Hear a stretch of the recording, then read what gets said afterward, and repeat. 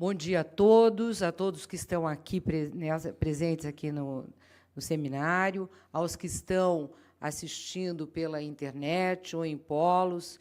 Enfim, é um prazer estar aqui com vocês nessa manhã e no início deste seminário, que tem um objetivo muito importante, que é refletir sobre a avaliação do ensino superior brasileiro e debater o futuro, né? Quero também agradecer, cumprimentar a Marinês Fini, presidente do INEP, toda a equipe do INEP, em nome da sua presidente, pela realização do seminário e pelos trabalhos realizados. Não vou nomear nenhuma das autoridades, professores presentes, enfim, eu desejo a todos vocês um ótimo dia e espero que minhas palavras não os assustem, porque eu vou falar um pouco sobre o futuro, com muita liberdade de pensamento e olhando para frente, né? E é com esse objetivo que eu escrevi, coisa que não é normal, normalmente eu não escrevo o que eu vou falar, mas eu resolvi escrever porque eu pensei sobre a história da avaliação do ensino superior do Brasil, retomei alguns textos importantes, uma tese do José Benedito Martins, trabalhos do Simon Schwartzman, alguns trabalhos até do Cláudio Moura Castro, do Bob Verheyen, do Renato Pedrosa, enfim, vários que têm se dedicado à avaliação do ensino superior. E, então, ao dar uma folhada nessa produção acumulada sobre a avaliação do ensino superior, eu observo que os problemas permanecem, problemas que já vêm sendo apontados de longa data, né? E isso de um lado. E, de outro lado, nós vemos que o ensino superior no Brasil ele não está mudando do ponto de vista substantivo. Ele está crescendo. O problema é sempre crescer, aumentar a vaga, expandir, garantir cobertura. O problema tem sido esse. O ensino superior brasileiro não tem dado a devida atenção às novas abordagens e metodologias pedagógicas que estão presentes nas grandes reformas universitárias do mundo. Se tem uma área que passou por profundas transformações nos últimos 20 anos, foi o ensino superior. A Alemanha fez uma reforma gigantesca, a França está fazendo uma reforma imensa, os Estados Unidos já têm um modelo que dá uma enorme liberdade para que as instituições se diferenciem e se diversifiquem. Outros países, como Portugal, por exemplo, também fizeram mudanças profundas, e o Brasil se preocupou, e continua preocupado, com razão, muito com mudanças na educação básica, entendendo que o ensino superior brasileiro estava com tudo resolvido. Mas o ensino superior brasileiro precisa mudar. Ele precisa se renovar, e é disso que eu vou falar aqui com vocês. Bom, debater a avaliação do ensino superior brasileiro nos obriga a refletir sobre o modelo de educação superior existente no país. A última reforma profunda do nosso ensino superior ocorreu em 1968, no regime militar, quando o governo federal aprovou uma legislação inspirada no modelo das universidades americanas, a Lei 5440, que incluía a organização departamental, o sistema de créditos e a pós-graduação, sem, no entanto, incluir a experiência tão bem-sucedida dos cursos de formação de professores e os community colleges. Essas inovações, promovidas pela reforma de 68, elas ocorreram, sobretudo, nas instituições públicas e abriram espaço para ampliação do setor privado, que, ao longo do tempo, e especialmente nos últimos anos, vem assumindo um papel cada vez maior no atendimento à demanda por ensino superior no Brasil. Em grande medida, isso se deve ao fato que o sistema público não foi capaz de atender a demanda emergente devido ao modelo adotado em 1968. Hoje, 75% da oferta é privada, e tivemos inúmeras mudanças, como a Constituição Federal de 88, a LDB, depois os sinais, ProUni, enfim, uma série de mudanças sem, de fato, alterar o modelo de ensino superior no Brasil. Ao contrário da maioria dos países da América Latina, que permitiam o livre acesso às universidades públicas para todos os estudantes que completassem o ensino médio, as instituições públicas brasileiras limitavam, e continuam limitando, o acesso de acordo com sua capacidade de atendimento mediante uma seleção rígida. Paralelamente, as particulares precisavam atrair o maior número possível de candidatos para se financiar. Um resultado importante desse processo foi a criação de um corpo de professores muito qualificados, contratados como funcionários públicos, que, a partir dos anos 80, sobretudo a partir da Constituição de 88, passaram a atuar como um grupo de pressão para exigir que o governo federal expandisse os recursos para as instituições públicas e instituísse uma carreira profissional com salários idênticos em todo o país, independentemente do desempenho ou produtividade de cada instituição, departamento ou professor. O mesmo ocorreu em vários estados, inclusive no meu estado, o estado de São Paulo. A principal consequência deste processo foi a expansão cada vez maior do setor privado, dedicado à oferta de diplomas universitários de bacharelado e licenciatura, sobretudo nas áreas de Direito, Administração e Economia e licenciaturas, sem cumprir os requisitos da reforma de 1968, que eram impossíveis de serem cumpridos pelo setor privado. Paralelamente, houve uma estratificação importante entre um número pequeno de instituições públicas que conseguiram se aproximar do modelo previsto na reforma de 68 e um grande número de ex-públicas que não conseguiram atender a estes critérios, mas se beneficiaram do modelo público. Em 1985, na transição à democracia, o MEC criou uma comissão de alto nível, que muitos aqui talvez se lembrem dessa comissão, com o objetivo de propor uma nova organização para o ensino superior do país. A comissão propunha o fortalecimento da meritocracia, a autonomia das instituições públicas federais, a vinculação entre recursos e desempenho e a instituição de um sistema de avaliação das universidades públicas e privadas. Propunha também o financiamento das instituições privadas com recursos públicos em função de sua qualidade e desempenho. Essas propostas, obviamente, não foram aprovadas, foram objeto de uma forte resistência dos sindicatos docentes e arquivadas pelo Ministério da Educação. Em 1988, a Constituição Federal manteve o princípio da gratuidade do ensino público em todos os níveis e consagrou o modelo da reforma de 1968. Embora a diversificação do ensino superior brasileiro tenha se acentuado progressivamente, muitas das características atuais do nosso ensino superior decorrem deste entendimento, incluindo algo que me parece bastante grave e que precisa ser pensado, a adoção de critérios únicos nas avaliações do ensino superior, que foram instituídas desde a década de 1990, eu, inclusive, responsável pela implantação do provão e das condições de oferta, e, por isso mesmo, me sinto muito à vontade para propor uma reflexão e repensar os modelos adotados. Entre 1995 e 2002, na gestão de Paulo Renato, várias medidas foram implementadas para melhorar a qualidade e desempenho do ensino superior brasileiro e aumentar a capacidade do MEC em coordenar o sistema, sem, no entanto, alterar as características centrais do modelo de 1968. O fortalecimento do INEP, a partir de 1995, responsável pelo censo anual, por um sistema de avaliação extremamente complexo e sofisticado, baseado em provas, avaliação das condições de oferta, foram medidas talvez as mais importantes no processo de avaliação e que se mantém ao longo do tempo. O sistema de avaliação da pós-graduação, sob a coordenação da CAPES, foi mantido e consolidado. Houve ainda várias tentativas de dotar as instituições públicas federais de autonomia financeira, todas elas frustradas.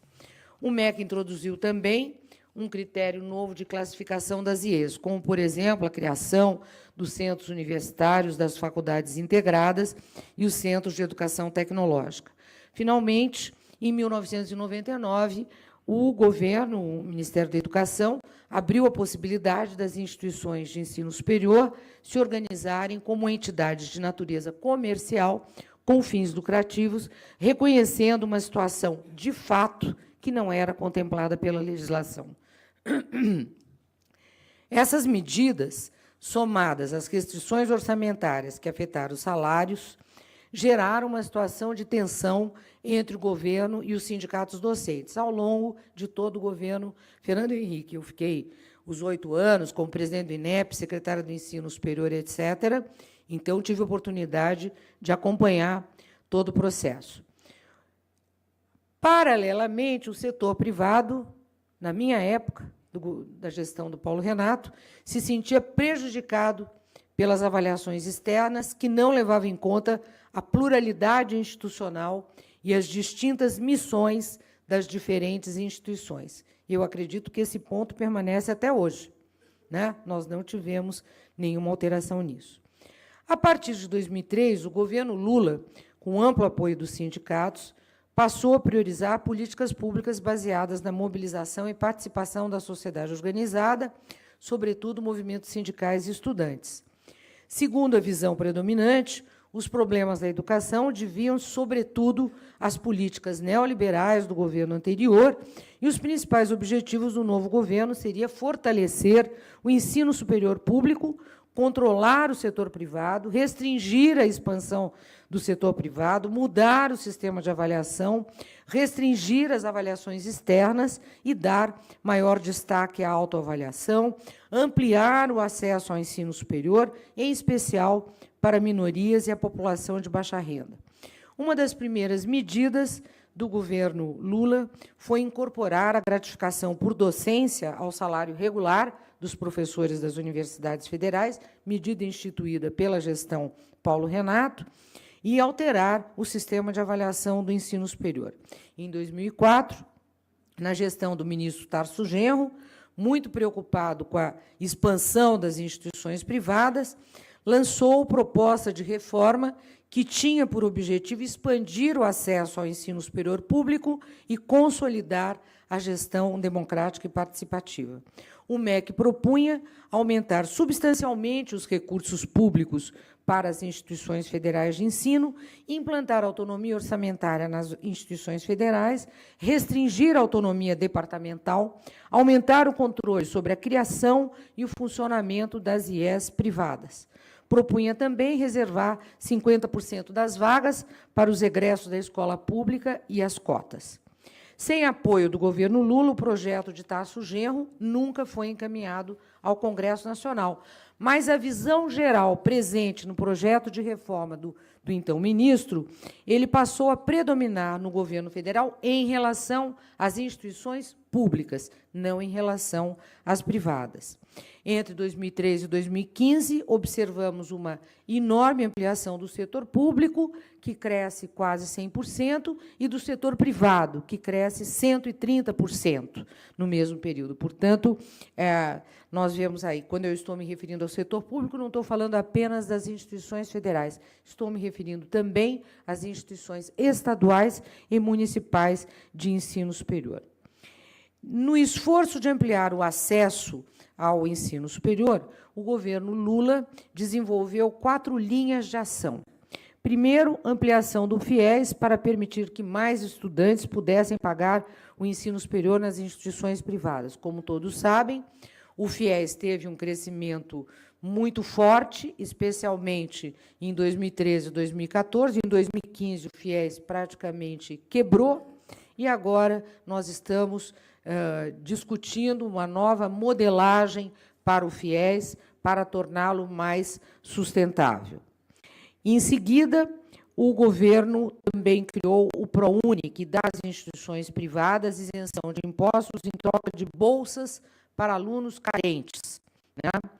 O ProUni é uma iniciativa muito importante, no entanto, não houve um monitoramento adequado da parte do Ministério da Educação, coisa que agora nós estamos procurando corrigir, uma vez que pretendemos utilizar as vagas ociosas do ProUni. Para os senhores, não sei se têm conhecimento, o ProUni tem 40% das vagas ociosas, 40%.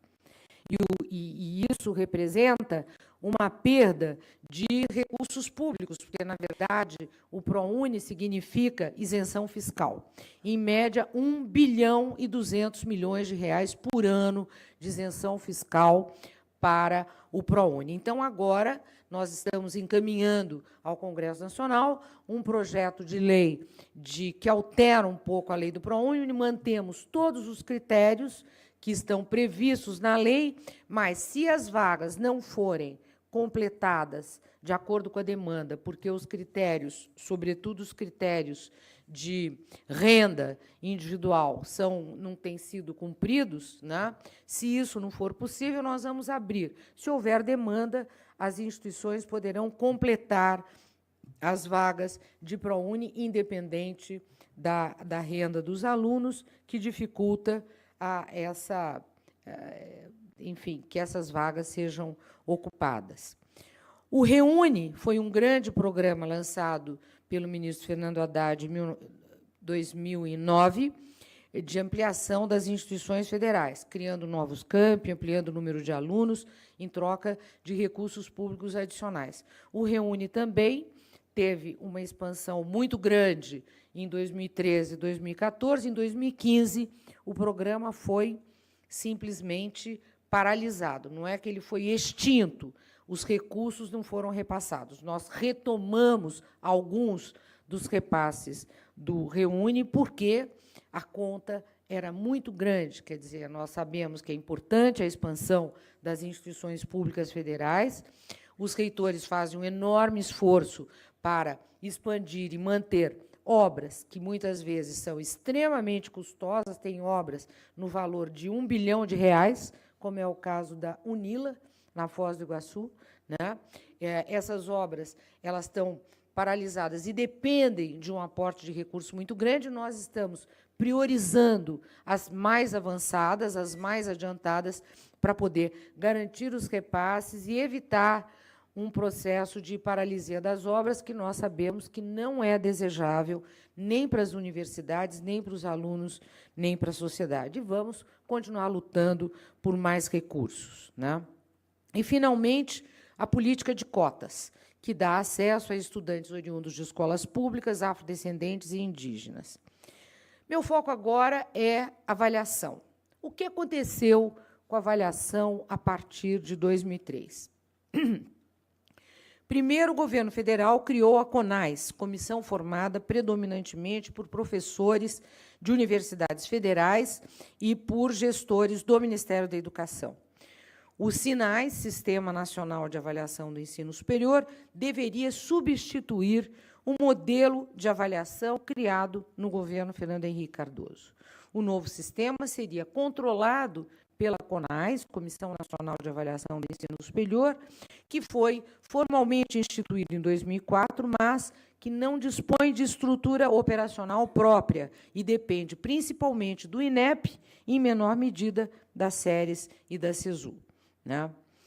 Depois de um período longo de incertezas, o INEP reintroduziu um sistema de avaliação do ensino superior, seguindo essa orientação da CONAS e dos SINAIs, mas um sistema de avaliação muito semelhante ao modelo dos anos 1990, como os exames de final de curso ENAD, que pouco diferem do provão tão criticado no passado, né? Um amplo processo de coleta de informações, visitas às instituições para avaliar as condições de oferta, as instalações, o quadro docente, etc., etc. Esses dados, eles são combinados por meio de uma fórmula que gera um conceito preliminar de cursos, dentro de um ranking de 5 posições, que é combinado com dados dos cursos de pós-graduação para gerar o índice geral de cursos. As instituições federais de ensino superior não dependem nem de credenciamento, nem de autorização para funcionar. E os estados também têm autonomia para organizar as instituições sob sua jurisdição. Então, na prática, o credenciamento, o reconhecimento, a autorização são aspectos da avaliação que funcionam apenas para o setor privado. Na concepção original dos sinais, este procedimento deveria estar associado a um processo de autoavaliação, que é muito importante, mas que, na prática, não existe ou não é considerado nos índices de avaliação. Quer dizer, esse é um ponto que me parece relevante. Quando nós chegamos no MEC em 1995, o meu querido amigo Edson Machado só falava de um processo de autoavaliação, de avaliação institucional, que tinha uma sigla que eu não consigo lembrar agora, e o Edson dizia: tem que respeitar a autoavaliação. Nós discutimos intensamente a autoavaliação. Não conseguimos incorporar a autoavaliação na PAIUB, exatamente. Né? Não conseguimos incorporar a autoavaliação na avaliação das condições de oferta, ou seja, nós estávamos num processo de mudança, implantar o provão, implantar o censo do ensino superior no INEP, porque o censo do ensino superior estava na CESU, como os senhores lembram, mudar a sistemática de ingresso na burocracia do MEC, dos processos de autorização, credenciamento, abertura e reabertura de novos cursos. Quer dizer, havia muita mudança em andamento, implantar a matriz de financiamento das universidades públicas federais e a matriz de financiamento dos institutos federais de ensino técnico e tecnológico. Enfim, era um conjunto de iniciativas muito arrojadas para a época, e não deu tempo de nós incorporarmos a autoavaliação na avaliação das condições de oferta, mas o governo que veio em seguida é um governo que já chegou anunciando que só ia privilegiar a autoavaliação e que ia diminuir a avaliação externa e não incorporou a autoavaliação nos processos de avaliação, como previa os sinais. Então, eu acho que está na hora de começar a refletir sobre esses temas, né? Aliás, passou da hora, né?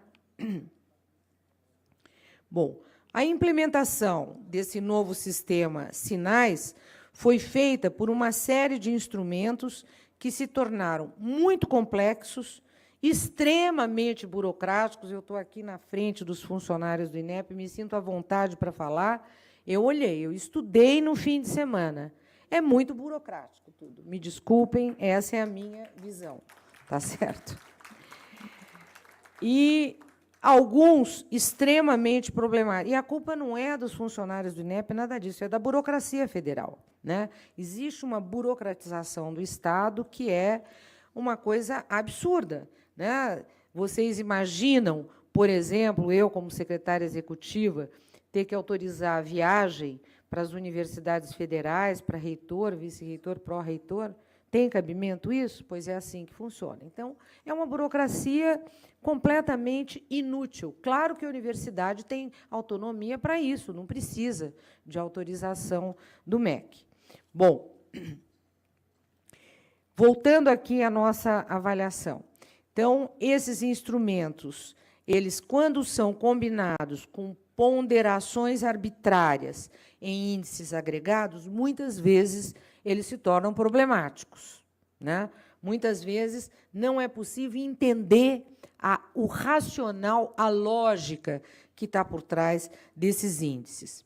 O conceito preliminar de cursos, por exemplo, que poderia ser um instrumento muito útil para um diagnóstico inicial, acabou se transformando em definitivo ao ser divulgado oficialmente pelo MEC. Na hora que o MEC divulga o conceito preliminar, todo mundo fica sabendo e aquilo entra na roda. Né? O sistema tem sido amplamente criticado por diversos setores. Eu mesma, enquanto estava fora do MEC, critiquei bastante. Bom, Tem até entrevista minha, artigo e tudo mais, podem ver. Bom, parte dessa crítica vem dos idealizadores dos sinais, que entendem que o MEC abandonou as ideias centrais da comissão, e a comissão tem razão, as ideias centrais não foram, de fato, levadas a sério. Outras críticas vêm do setor privado, que considera os padrões de qualidade do MEC, baseados no modelo das universidades públicas de pesquisa, e que não levam em consideração as características da maioria das instituições privadas e a enorme diversificação do sistema. Essas críticas do setor privado, muitas vezes, são interpretadas como uma tentativa de fugir das avaliações, né?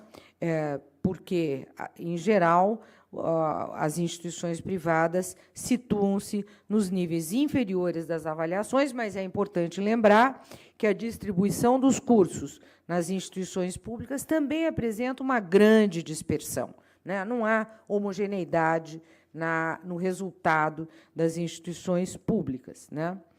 Na verdade, os processos avaliativos, ao invés de criar uma dinâmica formativa que pudesse ajudar as instituições de menor qualidade a se desenvolver, acabou se transformando num processo burocrático que gera uma tensão muito grande, né?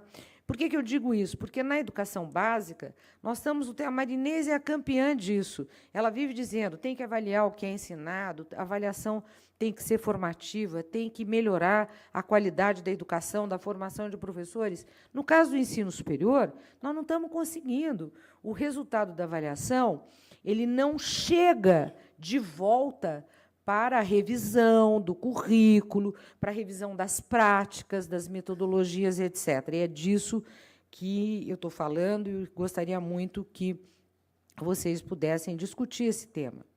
Então, as perguntas que eu tenho são: para onde vai a avaliação do ensino superior brasileiro? Dadas as atuais dimensões do nosso sistema, com características tão diversas, é viável manter um sistema como este? No ano passado, cerca de 5.000 visitas foram feitas pelo INEP. 5.000. Vocês imaginam o que é isso? 5.000 visitas num ano letivo de 10 meses, porque nas férias e no Natal é muito difícil fazer visita, né? E os relatórios? Milhares de relatórios. Quem tem tempo de analisar os relatórios e, de fato, considerar os resultados para poder influenciar uma mudança futura de melhoria da qualidade? Não seria este o momento de empreender uma profunda revisão da concepção deste sistema? É um convite que eu faço a todos vocês. Vamos ter coragem, debater com liberdade, né? Não é o momento de buscar mecanismos, talvez, mais descentralizados, de produzir outro tipo de informação menos burocrática, pensar mais na melhoria da qualidade das IEs que não têm bom desempenho, o que fazer para que elas melhorem, liberar um pouco aquelas instituições que são muito bem avaliadas, para que elas não sejam avaliadas frequentemente, etc. Quer dizer, tem várias coisas que eu não tenho nenhum poder para mudar nada. Quer dizer, vai depender muito de quem está com a mão na massa poder mostrar o que é possível para que a gente possa evoluir, pelo menos num debate, e apresentar uma proposta para o futuro. Eu não estou falando de amanhã nem de depois de amanhã, estou falando do futuro. Mudança feita muito rapidamente não funciona, né?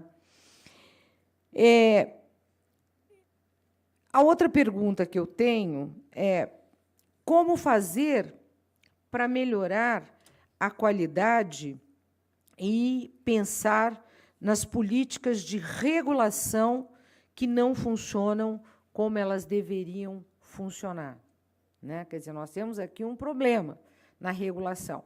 Quer dizer, a avaliação é uma coisa, a regulação é outra. Tá certo? A avaliação, ela subsidia. Quais são os aspectos da avaliação que precisam subsidiar a regulação, né? A pergunta é: em relação às instituições públicas e privadas, às universidades que já têm autonomia, O que poderia ser feito para que elas encontrem seus caminhos? Que tipo de papel o MEC teria em relação às universidades e que tipo de monitoramento e avaliação deveria ser feito? Seria possível criar um sistema de incentivos que favoreça e estimule a qualidade e desestimule o mau desempenho? Por que não pensar em algum incentivo? Como tornar mais transparente as informações disponíveis para o setor privado, colocando à disposição do público em geral informações sobre custos, benefícios, etc. E para o setor público, como colocar as instituições públicas sob contratos de desempenho ou acordos de desempenho como condição para que se beneficiem de subsídios públicos extra-orçamentários. Não estou me referindo ao orçamento das universidades, falando o algo a mais, né? Como existe nas universidades francesas, por exemplo, isso está em implantação, nas alemãs, nas inglesas, né? Agora, o Brasil é tão bom que não precisa disso? Não sei, né? Um outro ponto é como evoluir do sistema atual, baseado na distribuição dos resultados das provas dos alunos em uma curva normal, como o ENAD, para o estabelecimento explícito de referenciais de qualidade para cada área de conhecimento. Esse é um ponto que eu não tenho a menor ideia de como resolver, mas eu tenho certeza que muitos aqui já pensaram no assunto. Quer dizer, que referenciais de qualidade? Porque aquela curva de Gauss, ela não ajuda muito a entender o que precisa mudar, né? Há experiências nas áreas de direito e medicina, com o papel das associações profissionais científicas, que têm agido nessa direção. Mas o papel das associações profissionais eu também questiono, né? Há sempre o risco de que o interesse de reserva de mercado das corporações profissionais prevaleça sobre os interesses mais gerais da sociedade. Será que os monopólios profissionais exercidos pelos conselhos profissionais... Eu sou da ciência política, professora de ciência política, então isso é uma herança da cidadania regulada do governo Vargas, anos 30, gente, das caixas de pensão. É uma herança muito antiga, né? Será que esses monopólios profissionais não poderiam ser substituídos por um sistema mais plural? Né? Eu acho que está na hora, né? Finalmente, um grande desafio.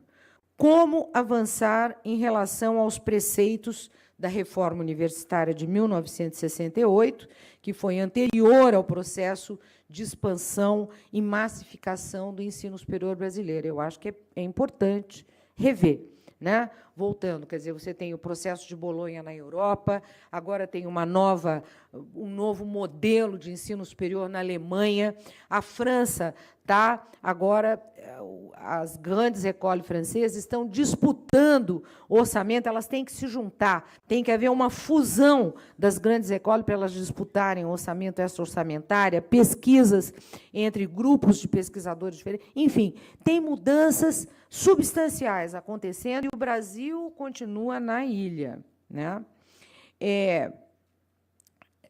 Já falei, né, dos modelos da Ásia e tudo. No Brasil, por exemplo, as instituições públicas elas são forçadas a fazer de tudo, da pós-graduação em pesquisa ao ensino de massas, a inclusão social, a formação profissional e um sistema de governança, no mínimo, ultrapassado. Eu lamento dizer, mas eu concordo com a avaliação que os reitores das federais fazem, que a governança está totalmente ultrapassada. É verdade, né? O setor privado, por outro lado, ele preserva as comunitárias sem fins lucrativos e, ao mesmo tempo, as instituições lucrativas que prestam importante serviço à sociedade, elas têm que seguir as mesmas regras das pequenas instituições comunitárias ou faculdades isoladas. Então, sei lá, tem questões assim que são muito importantes para a nossa reflexão. Eu concluo lembrando que eu li vários artigos aí para vir aqui conversar com vocês, e gostei muito de alguns artigos que eu recomendo. Um artigo do Cristóvão Buarque, senador Cristóvão Buarque, que saiu recentemente no jornal, sobre inovação, mudança tecnológica, tudo está mudando, ensino superior, etc. É verdade, como disse, mostrou aqui o vídeo, né? Mas o Cristóvão faz um artigo brilhante sobre inovação, dizendo: o novo está na educação. Como reformá-la? Como mudá-la? É disso que se trata. Como mudar e como reformar a educação. O Dr. Rogério Cerqueira Leite, da Unicamp, também escreveu um artigo recente na Folha de São Paulo, um mês mais ou menos, sobre a ineficiência das universidades públicas. E ele diz: para combater a ineficiência e o corporativismo da universidade pública, é preciso alterar radicalmente sua estrutura jurídica. Concordo integralmente com o Rogério Cerqueira Leite. O Edson Nunes diz: o MEC e a sociedade brasileira precisam compreender que não há nada de natural naquilo que os jovens aprendem hoje nas universidades.